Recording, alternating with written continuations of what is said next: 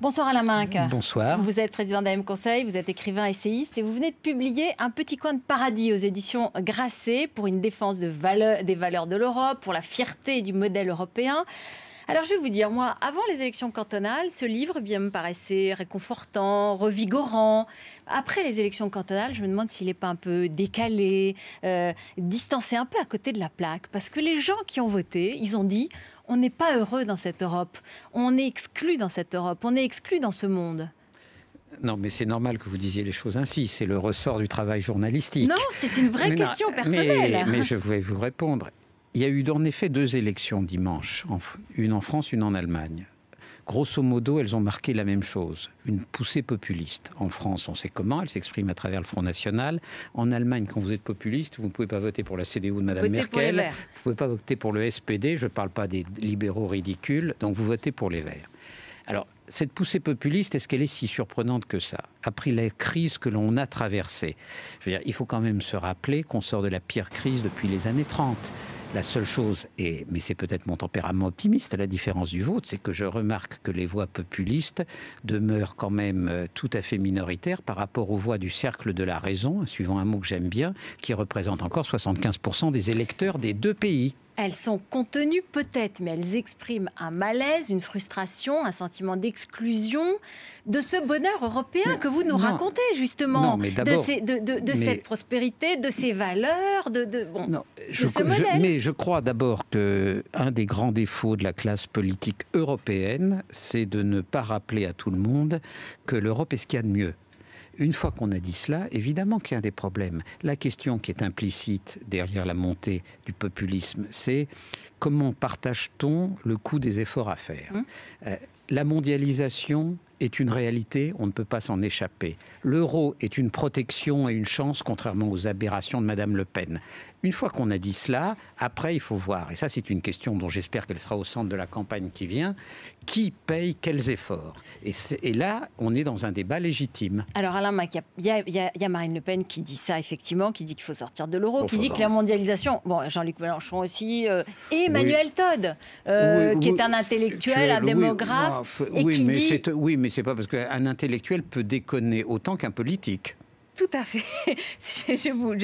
Parfois plus. Parce qu'au moins les politiques, comme disait François Mitterrand, il disait les hommes politiques, quand ils déconnent, ils sont souvent sanctionnés. Les chefs d'entreprise, ils font faillite. Mais il n'y a que 2 catégories qui échappent à la sanction, les intellectuels et les journalistes. Et les journalistes, je m'y attendais, évidemment. C'est un mot de François Mitterrand. Non, ça n'excuse pas tout. Mais tout de même, il dit, Emmanuel Todd, qu'on fonctionne sur 2 concepts zombies qui n'existent plus. Le libre-échange qui fait plus de mal que de bien et l'euro qui est en voie d'explosion, qui est en voie d'implosion. Mais Emmanuel Todd a une constance dans l'erreur qui me fascine toujours. Le libre-échange fait qu'aujourd'hui, le monde a cru de 4 à 5% par an depuis à l'année près de la crise, depuis 15 ans. Il faut tout de même regarder un peu au-delà des frontières. Le libre-échange a fait qu'il y a une prospérité qui ne voit aujourd'hui une classe moyenne en Chine. Le libre-échange a fait que nous continuons à voir notre pouvoir d'achat augmenter. Quant à l'euro, si M. Todd avait un peu de culture économique, il aurait dû essayer d'imaginer ce qui serait passé au pire moment de la crise. S'il n'y avait pas l'euro, les petites monnaies périphériques, dont le franc, auraient été attaquées. Et au lieu d'avoir un plan de relance, qu'est-ce qu'on aurait eu? Un plan de rigueur. Et au lieu d'avoir une croissance négative, à moins 2,5, on aurait eu une croissance à moins 6, moins 7. Donc nous avons bénéficié de la protection que l'euro nous a donnée pendant toute la crise. Et aujourd'hui, de la même manière, imaginez la France avec ses difficultés si elle traînait son petit franc. Elle aurait une dévaluation du franc et un plan de rigueur qui n'a rien à voir avec un effort raisonnable. Certains maintiennent que ça pourrait permettre de préserver des emplois et de préserver le pouvoir d'achat, même une dévaluation du franc. Mais parce que ces gens-là oublient de dire que dans l'histoire économique, toute dévaluation est accompagnée d'un plan de rigueur. Donc ils aimeraient avoir le charme de la dévaluation sans le plan de rigueur. Ça n'a jamais existé. Mais les Portugais, les Irlandais, les Grecs, ils l'ont, ces plans de rigueur. Mais ça serait bien pire s'ils étaient en dehors de l'euro. Et personne ne leur aurait tendu une main secourable, sauf simplement les thérapeutes thérapeutique du FMI, sans l'Europe, mais du FMI ancienne manière, qui leur aurait imposé un traitement à l'Argentine. Donc demandez aux Grecs s'ils préfèrent être des citoyens, fût-ce un peu malmenés de l'Europe, ou s'ils veulent s'aligner sur le modèle argentin. L'Europe. Enfin, le modèle argentin, l'anti-modèle argentin. L'ancien modèle qui s'est rénové. L'Europe, sur la Libye, pas de politique européenne sur la Libye. Les Français et les Anglais. Seulement, et pas les Allemands. Alors que c'était censé être l'axe principal. Non, mais je pense... D'ailleurs, il faudrait aujourd'hui voir que la France est dans une situation sur la scène européenne très amusante et intéressante. Au fond, il y a deux tables européennes. Il y a une table économique, et c'est une table dont l'axe principal est l'axe germano-français. Et je le dis quand même dans cet ordre-là, vu l'importance économique de l'un et de l'autre. Puis il y a une deuxième table, qui est la table stratégique, dont l'axe principal est franco-britannique. Les Français ont la chance d'être dans ces deux axes. Un bon Européen souhaiterait que les deux axes se réunissent. Mais ça voudrait dire quoi ? Que les Anglais aillent vers l'euro, ils seront bien obligés de le faire un jour, et que les Allemands renoncent à l'idée d'être une grosse Suisse. Et malheureusement, de ce point de vue, Mme Merkel a fait faire à son pays un pas en arrière, en osant voter comme la Russie et la Chine, à rebours du vote de ses alliés historiques américains, anglais et français. L'Allemagne nous a manqué dans cette crise libyenne ? L'Allemagne, qui est parfaite dans la crise économique, nous a manqué dans cette crise libyenne pour des petites raisons électorales. Et comme il y a une justice immanente en politique, Mme Merkel en a été punie. Elle a perdu aussi, en tout cas, elle a perdu le Bade-Württemberg dimanche dernier.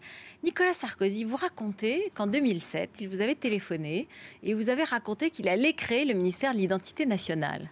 À ce moment-là, vous lui avez dit, c'est un pari faustien, en montrant votre distance et en vous déclarant un peu intéressé par l'expérience.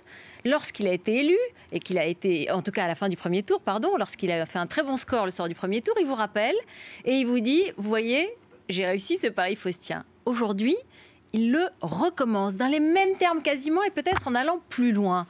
Est-ce qu'on peut regagner ce même type de pari en jouant avec le feu de la même façon ? J'ai entendu votre chronique et il y a toute une série de choses de votre chronique qui ne me posent aucun problème. Je pense qu'il faut quand même avoir en tête que Nicolas Sarkozy, comme tous les présidents de la République, entend beaucoup et fait sa propre synthèse après. Et il y a, je crois, des républicains de progrès qui lui parlent avec autant de liberté que M. Buisson, et je pense que je dois être un de ceux-là. C'est évidemment pour cela que je vous posais la question, mais est-ce que vous lui dites... Mais je ne dis jamais ce que je dis au président de la République, mais chacun sait ce que je pense sur ces sujets. Cela dit, sur cette histoire de laïcité, j'ai un point de vue totalement hétérodoxe. Je pense que le vrai débat aujourd'hui, c'est comment offrir à la religion musulmane, désormais deuxième religion de France, des conditions d'exercice de son culte équivalent à celui des trois religions que la loi de 1905 a doté, si vous me permettez cette métaphore, d'un appareil de production exceptionnel.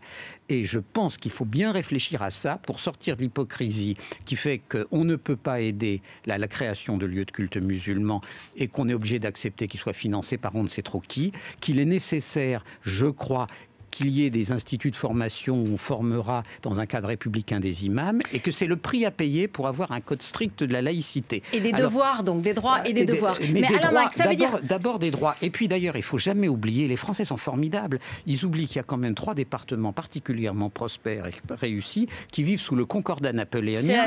Et les plus laïcards des laïcards oublient que ce qu'il y a eu de ce point de vue de plus historiquement respectable, qui est Georges Clémenceau, en 1918, roi de France, entre guillemets, pouvant se permettre n'importe quoi, ne met pas fin au concordat au moment où la France récupère l'Alsace-Lorraine. Donc je trouve qu'on est dans une espèce de guerre de religion. C'est les Allemands, c'est le nucléaire, et nous, c'est la laïcité. Oui, mais qui l'a créé ? Est-ce que ce débat, il doit se tenir encore mardi à l'UMP ? Non, mais à votre avis... Je m'en fous de ça. Ça me paraît tout à fait secondaire. Moi, mais quand même, ça met le feu à la maison. Non, mais attendez. Permettez de prendre un peu de recul et dire qu'il est fascinant de voir que chaque pays a son trou noir. L'Allemagne, c'est sa relation névrotique au nucléaire, et la France, c'est sa relation névrotique à la loi de 1905, dont on explique grosso modo qu'elle vaut la déclaration des droits de l'homme de 1789. Donc, vous, j'ai compris, il faudrait la revoir il faudrait temporairement la suspendre pour traiter un problème qui n'existait pas en 1905. D'ailleurs, je vous rappelle qu'on a bien su s'en affranchir quand on a construit la mosquée de Paris. Et pourquoi a-t-on construit la mosquée de Paris ? Comme un hommage rendu aux 70 000 musulmans morts pour la France pendant la Première Guerre mondiale. Donc vous pourriez participer à ce débat sur la laïcité l'université de l'UMP mardi soir? Oh non, je les laisse dans leur cours de récréation. Ça va faire perdre des voix, ça, Nicolas Sarkozy. Les Républicains de progrès dont vous parlez. Dieu merci, l'élection présidentielle n'a pas lieu dans 15 jours. On en verra des choses d'ici mai 2012. François Hollande, qui est parti dans sa course, qui a lancé son appel de Tulle hier et qui veut être le DSK des champs, qui est une sorte de Chirac de gauche. Là. Il est en train de se présenter comme... Je vous trouve très désagréable pour François Hollande. Non, pas du tout. Dont je considère Chirac a été président et réélu 2 fois, c'est plutôt pas mal. Mais François Hollande me paraît avoir une armature intellectuelle, économique d'une toute autre ampleur. Et je trouve qu'il se débrouille sacrément bien. Il peut dépasser Dominique Strauss-Kahn ? Dominique Strauss-Kahn, il est comme un expatrié. Il a une formidable prime d'expatriation. Le jour où il reviendra dans l'atmosphère, il retombera à un étiage où on peut se dire que les 3 candidats potentiels de la gauche, Dominique Strauss-Kahn, Martine Aubry et François Hollande, sont de même étiage et sont tous les 3 absolument du niveau du job. On va regarder ensemble quelques images. C'est les images d'un film qui va sortir qui s'appelle La Conquête et qui raconte la campagne de 2007. C'est Denis Podalides qui joue le rôle de Nicolas Sarkozy. Vous allez reconnaître les principaux personnages. On va même voir Dominique de Villepin, là. On va écouter. Vous savez où je me la garde, Dominique, votre amitié? Je salue la France qui se lève tôt et qui ne demande pas de subvention. Ici, on n'arrête pas de supprimer des emplois, alors assez de baratin. T'as vu le petit con, là? Il faut pas me mettre... Voilà, c'est un film qui va sortir en mai. C'est opportun, ça vous amuse? Vous dites que ça vous intéresse? Vous êtes... je trouve ça rigolo et peu décisif. Mais vous avez vu lui aussi parler déjà de l'industrie, de la réindustrialisation, Mais attends, je voulais qu'on en parle sérieusement une seconde. Il nous reste 1 minute, ça va pas être possible. D'abord, il faut bien avoir en tête qu'il faut arrêter de regarder l'industrie comme la vieille industrie classique. Si on agrégeait à ça les services, où la France est très forte, qui sont des services exportateurs, on verrait les choses différemment. Est-ce que vous avez, par exemple, à l'esprit qu'aujourd'hui, le siège social d'une société de services informatiques réunit plus de salariés, donc exportateurs, que l'usine de Sandouville de Renault. Donc tout ça mérite un peu mieux que des a priori. Enfin, évidemment, nul n'atteindra les a priori de M. Todd, mais ça n'est pas... Voilà, M. Todd. Et c'est aussi la campagne contre Marine Le Pen et contre le Front National qu'il faudra mener. Elle sera sur ces thèmes-là. Ça me paraît plus sérieux en effet que le débat avec M. Todd, mais Marine Le Pen, plus elle est sur des thèmes conceptuels, plus elle s'enfoncera. Si elle veut jouer au parti de gouvernement, alors là, on va s'amuser. Merci Alain Minc, merci d'être venu sur le plateau de BFM TV. Après le journal, on fera le point bien sûr sur la situation en Côte d'Ivoire. On va avoir notre débat du vendredi entre Éric Brunet, le réac qui s'assume, et Patrice Bessac, le porte-parole du Parti communiste. À tout de suite.